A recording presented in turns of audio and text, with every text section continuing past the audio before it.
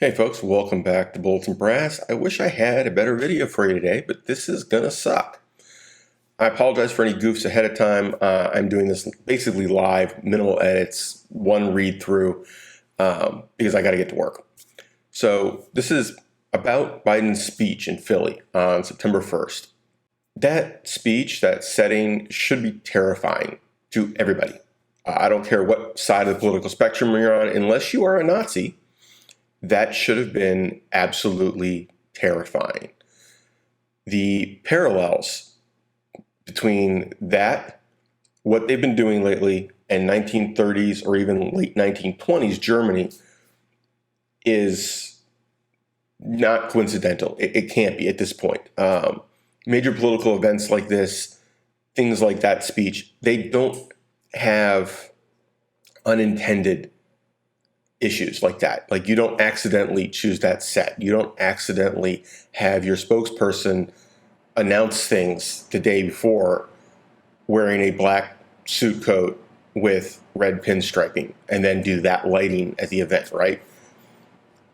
The only time you have an accident in something like that, the only thing that it is not intended is if there's an outside influence. You know, the speaker flubs a line, there's somebody throws a shoe, things like that.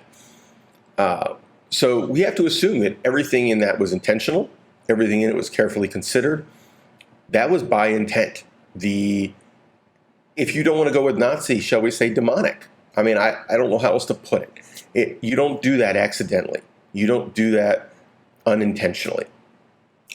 So with that body language, with that speech, with that set, we have to consider what the actual message is, because the actual message is not what the mainstream media is saying, which was a bunch of bullshit supporting it. The only message I can get, unfortunately, is that the political elites have chosen their group to blame for everything. And this is not new for us. Right, we're aware of this, right? But now they've decided to use that group in the same way that the Nazi Party used the Jews and the Gypsies prior to World War II, and then right through World War II. You are the fall guy for everything that's wrong in the country. You are the person they're going to blame everything on, and they are going to use that and use the persecution of you to force a unification of the country. Anybody who doesn't go along can be marginalized, can be put into that group. You don't have to be part of that group to be put into it politically. And what you do to that group, you are setting the stage to be able to do anything. You are setting the stage to be able to kill them in masse. You are literally setting, I wish I was joking. You are setting the stage for your core group to accept sending these people to concentration camps and then ignore what happens. Now, they're going to blindly ignore it. They're not going to, as we saw in Nazi Germany, right? When they have to face what is actually going on, they break down. But they are willing to ignore it when it's not in their face, because they have been conditioned that these are the bad guys, these are the enemies. Okay, Nazi Germany in World War II didn't demonize America. They didn't demonize Britain, France. They demonized an internal group to consolidate power. People will say this is not about religion or politics, or religion or race, that it's politics, that it's just political rhetoric. Well, that's what it was for the Nazi Party too. I am somebody where I have Jewish background. I have family members who did not make it out. The whole Central and Eastern European portion of my family on my dad's side basically is dead. I have family friends who survived in Germany and Poland during that era as Jews. They're the only ones from their families. And these are people that came to dinner. These are people that I had conversations with as a child. This was real. This is not something that's just part of the history books. Like, this is real, and they are recreating that scenario. Now, let's break down what they're doing and how it works. You are creating an evil. You are creating a group that you can rally your supporters against to unify your own bloc. Your goal is to create a bloc of people in your party that is willing to go along with just about anything you propose to protect them from this evil group. This group is a danger to the country, to them, to their livelihoods, whatever it is. You're creating an us versus them scenario that is strong enough that they will let you get away with things that they otherwise would not let you get away with. What happens to those people that you've labeled as evil or bad doesn't matter anymore. It is irrelevant, and it will take on a life of its own because they have to continue making them the bad guy. Anyone not on your side can be lumped in as necessary. If they become a problem, they're part of the bad group too. And you can use this against people on your own side. If they are not playing along, off with their heads, literally. The tactics, the motivations, the strategies, I'm reading my notes here, are almost identical. In fact, many of them were created by the Nazi Party or copied from the Soviets. They literally had a couple people, they had a small group that was learning from how the Soviet Union was doing these things, because the Soviets were very good at it, learning from them and using them in Nazi Germany. It wasn't just the police state aspect, but it was also the political rhetoric and manipulation. And since then, these methods have been used across the world, including in the US, as political tools. And as far as I can tell, I don't care who's using them, it's never been for good purposes. You're always using them as a way to get your side to go along with something that they would otherwise not want to do. Examples of this would be the Patriot Act. The Patriot Act is against everything most conservatives stand for. But they passed it in a time and place and situation that let them get away with it. Yeah, there was a major bad guy, right? And we need this to fight them. Right. And we still have to deal with that shit. And like I said, these are methods you use when you want to do things your population would not allow you to do, and they're not legal under the current system. What we're seeing right now is the lead up to what Hitler did in the summer of '33. He banned every political party except the Nazis, and basically said, we are a one-party country, we are a one-party nation, and if you don't like it, you're going to prison. And the understood concept behind that was, you're never coming back. And very often, if you were the leader of one of those political parties, or if you were a major player in one of those parties, you vanished. You didn't come back. You got arrested, and you wound up dead in jail. But first, you have to solidify your bloc against anybody else. Your bloc has to be willing to go along with whatever it is you propose. So what you do is you create enough fear and division in the country that your bloc is the only one stable enough and big enough to fight back. And you then use legal and police and extra legal methods to apply pressure against key members of the opposition. You're marginalizing them. You're making them look crazy. You are making them look like criminals. You are anything and everything you can do to reduce the number of people that are willing to go along with that person.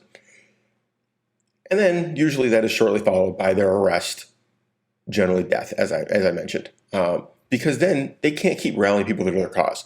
You don't want a South African situation where you've imprisoned the spiritual leader of the movement that you're fighting against for decades, and they just get more and more influential, right? They're a rallying cry.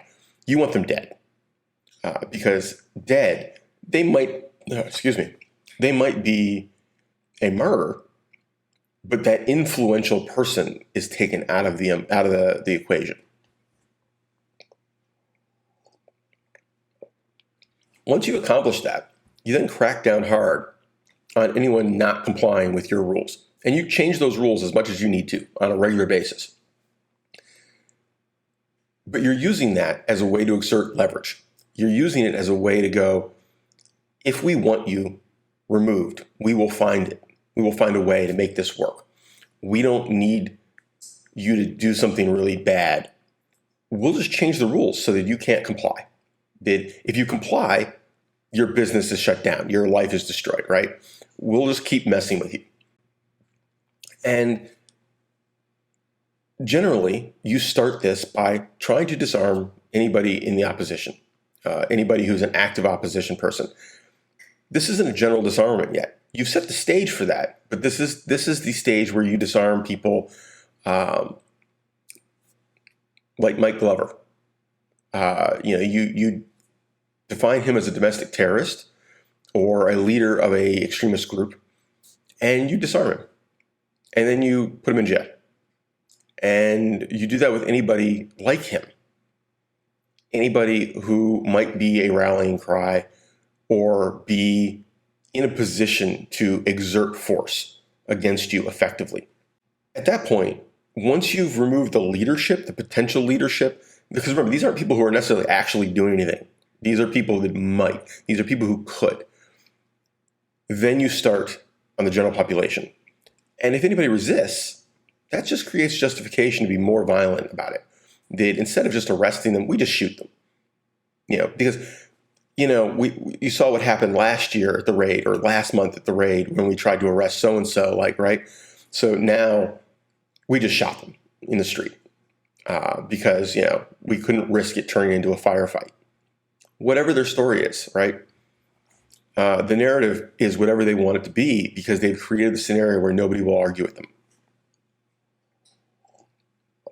Now, in this day and age, unlike in Nazi Germany, word will get out very quickly. They would have to act very quickly. That's why the timeline on this is very compressed. Nazi Germany took a decade, a little more, to build up through these steps. But at the end of it, the last third of it happened very quickly. We are seeing the whole thing compressed into a few years. Now, the lead up was decades. It's been building for a long time. But we're seeing the major pieces of this happen very quickly. The key is you have to create enough confusion and enough fear that people aren't willing to act fast enough. People are not willing to say, this is on and we need to act. Because you want them to be behind the curve at each step. You want them to be going, well, we've got a problem right before you knock on their door and arrest them, not when you arrested the guy down the street and now you've got to fight. So at this point, you are removing anything that is actual opposition. If somebody's political opposition, military opposition, because remember, they absolutely purged the officer ranks of anybody who was not on board for the Nazi party, right? You might not be a Nazi, but if you weren't willing to play ball, gone. Your family, gone. But the really scary part is what happens afterward. Once you've secured power, once you've locked this in, right? You can't stop. You can't stop persecuting that group you have chosen and defined for your block as that evil. Because if you do, you are admitting that you were lying to them. The whole house of cards starts coming down. People have to acknowledge that if these people weren't so bad, where are they? Why aren't they coming back into society? If sending them to this prison camp was meant to be a reform, and if these people are not so horrible, why are they never coming back? So you have to keep going with it. And you have to maintain that evil in order to maintain control. Your leadership knows this is bullshit, but they start to buy their own story, which is what we're seeing. We're already seeing that. They honestly, many of them believe their own rhetoric. They have conditioned themselves that this is truth. Even if objectively it doesn't line up, it doesn't matter. They have brainwashed themselves as they're brainwashing everybody else. What's really freaking nuts is the fact that I essentially just read you several paragraphs describing how the Nazi Party took over Germany in the late 20s and mid 30s, and then started the Holocaust, could be used to describe current events, recent events, last 5 or 6 years, really. No, that shouldn't concern us at all, right? It's just fine. No, not even a little bit. So somebody hold my hot chocolate. Well, I go check my night vision sales and see if I can find an F-15, because I am a student of history. I am somebody who sees what is going on and is terrified, and you should be too. I don't care what side of the political spectrum you're on. If you aren't okay with your political party, your government behaving like the Nazi party in 1920s, 1930s, and then 1940s, early 40s, because we're not discussing once the war was really on, it's a whole different thing. If you're not okay with that, something needs to change now before this becomes serious, because this is already too far. And I'd really like us to say no before people start getting killed.